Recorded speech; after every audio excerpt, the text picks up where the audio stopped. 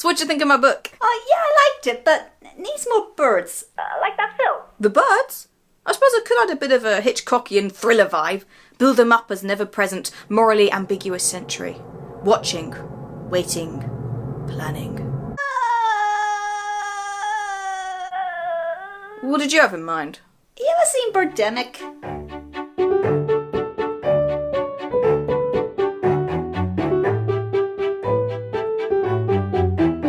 Alright, so maybe comparing this to Birdemic is a little harsh. There isn't any exploding poultry or dodgy acting after all. Turns out the Osmonds are a multi-talented family.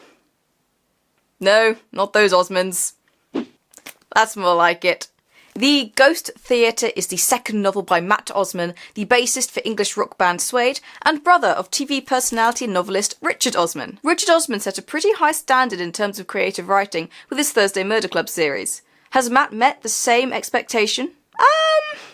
It's difficult to judge, really. Whereas Richard's books are light-hearted, cosy murder mysteries with a backdrop of humorous situations, witty dialogue, and moments of true-to-life tragedy, The Ghost Theatre is a serious yet fantastical, romantic history which delves deeply and directly into some pretty intense themes, including, but not limited to, sexual violence and mass murder. Both inhabit very different spaces on the bookshelf and are aiming to effect different reactions from their readers. The Ghost Theatre follows Shay, a teenage girl who dresses as a boy and works as a messenger in Elizabethan London. She is an Avishgulton, a religious group which worships birds and lives on a marshy island somewhere near London, ingeniously called Birdland. However, when she isn't delivering messages or performing MOTs on rich people's pet hawks, Shay takes herself on dangerous missions to free caged birds. When one of these missions goes wrong, she is helped by Lord Nonsuch, a member of an acting troupe called the Blackfriars Boys. Nonsuch shows her the glittering world of performing, and Shay soon falls in love with both him and the theatre.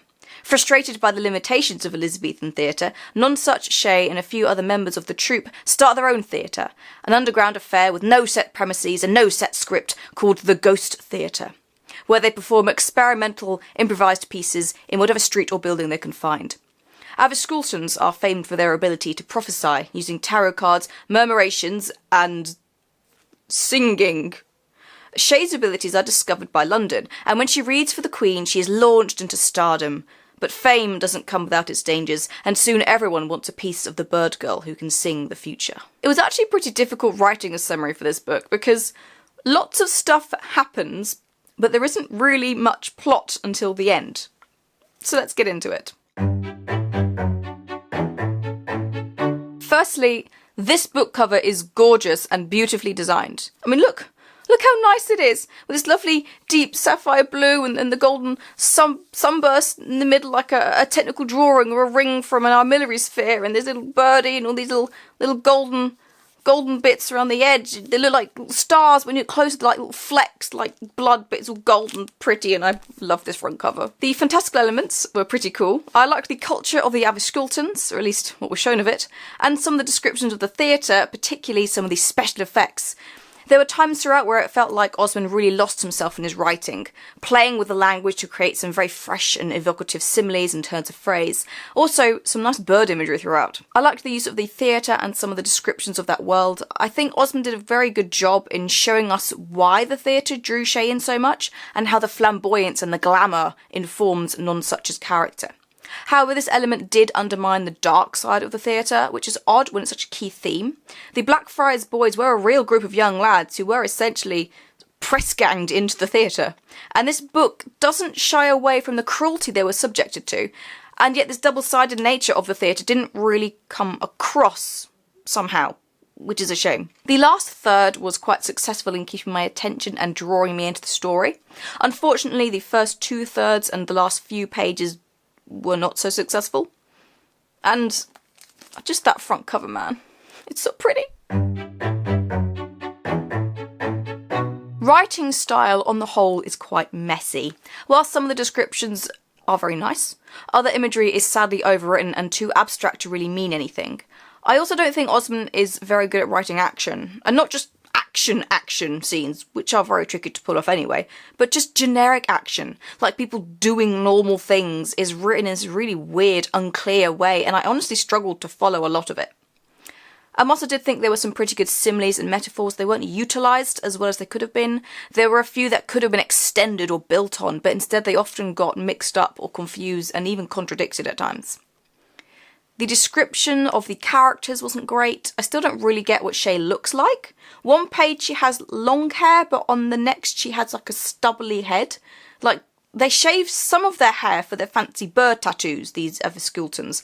But is it like air nomads or monks, or just like a line down the middle?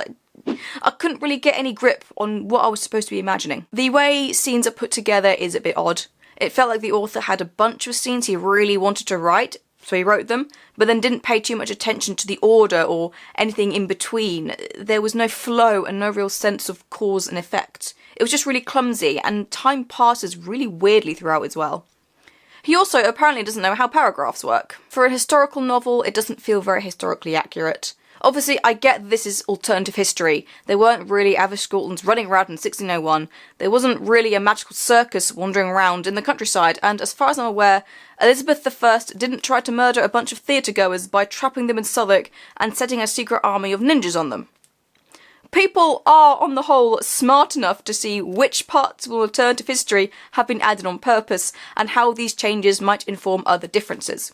Labelling something alternative history is not a free pass to just go and change things willy-nilly. Otherwise, what is the point of making it historical? The Everskultons existing isn't going to bring me out of the story because I can see they've been put there purposefully for the plot. But you can bet I'm going to be taken out by tea, coffee, a bird wearing purple, tarot cards being used for divination, a house made almost entirely out of glass. Okay, I don't have a date for the glass house one, but the oldest greenhouses in the country go back to the 1670s, and let's be real, this does not exactly scream Elizabethan architecture. And let's not forget about the freaking mirror maze inside. You weren't getting halls of mirrors until 1678 in France, and the earliest maze of mirrors we have is from the 1890s. None of these changes are informed by the intentional divergences from history. A good example of how to do alternative history well would be Susanna Clarke's Jonathan Strange and Mr. Norrell, which manages to maintain an authentic voice and setting whilst weaving in the fantastical elements so seamlessly you'd think there really were magicians running around Regency London.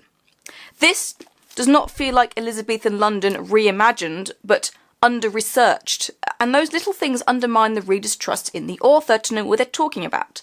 I didn't trust Osman at all on how the theatre actually works. Now, I'm no expert on Elizabethan theatre, but I'm not convinced this was accurate, outside of using the animal parts as stage gore. That's definitely happened. And on the whole, it just didn't feel very Elizabethan. I think it's partly because of the dialogue, which is far too modern for a historical novel, but it just generally didn't feel like we were in the 17th century. It felt more Victorian, and I don't really know why. Maybe it was the interest in the occult, which boomed in the Victorian age. Maybe it was the experimental theatre. Maybe it was the evil Evans and his stolen boys, which, whilst being based on a real Elizabethan history, is also a little like Fagin and Oliver Twist. I don't know. I wasn't immersed in the Elizabethan setting, which is a big thing to get wrong in an historical novel. One of the biggest issues is that there really isn't a plot for ages. It's just sort of people doing stuff. Spoilers from this point, by the way. Shay joins the theatre, sods around for a while, gets into trouble, enters a relationship with nonsuch, but there's no sense of building to anything.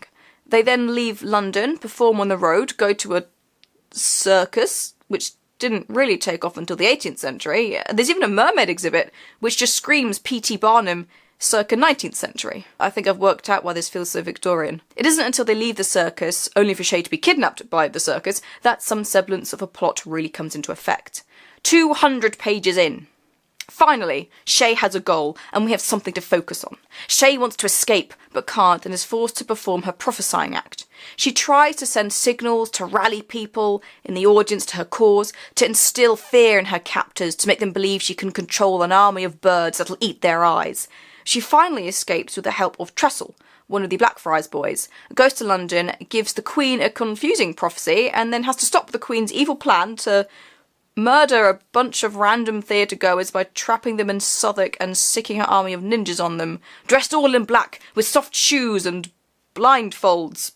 to help them see in the dark. This might shock some people, but the human eyes are actually pretty good at adapting to low levels of light. Go for a walk at night without a torch, you can see surprisingly well. And no, I don't know why Elizabeth suddenly wanted to murder a bunch of peasants. I think maybe there was a revolt being stirred by the ghost theatre, but I don't know, without concrete plans by revolutionists, it seemed random. Maybe she was bored. Maybe Shay helped her burn all the Catholics and now she needed new firewood. The tone is really confused. It reads like a children's book, and I honestly thought it was until the swearing started. Then I thought, oh, maybe it's an edgy YA book. Maybe the characters are more like 17-ish, as Shay's age isn't really specified or implied for ages. But then the sex scene started. Turns out this is an adult book. And I get why. It does go into some pretty dark places with abuse and violence, but it just doesn't read like an adult book. Maybe that's because all the main characters are around 14, 15, 16 years old, and you just don't get many adult books that have a main cast of just teenagers.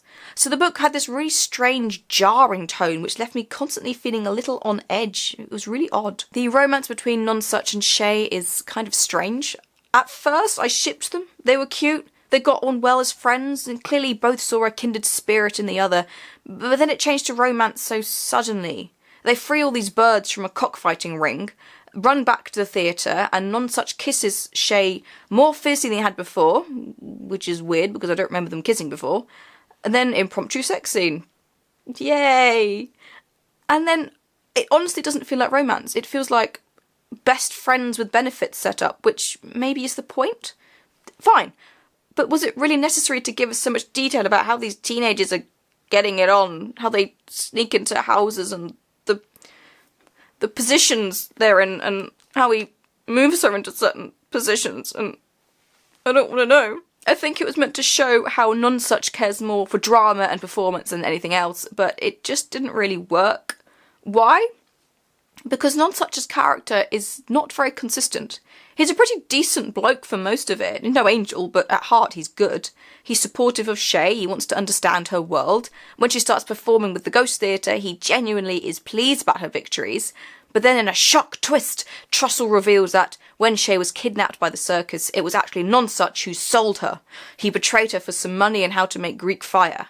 Why? Because drama? Because it seemed fitting in their story? Because he was resentful of her gifts, which grant her amazing performances she doesn't have to try for, whilst he pours out his heart and soul just to be her support act? These are all things he actually said are the reason. And it all comes out of nowhere because there wasn't really any hint that he was resentful. And he still claims that he loves her, so... It just didn't work for me. Shay as a main character didn't do it for me either, for two reasons. Firstly, there was an emotional disconnect. I understood when she was angry or frustrated. I didn't feel it, but I understood it. But then when she was upset or sad or grieving, nothing.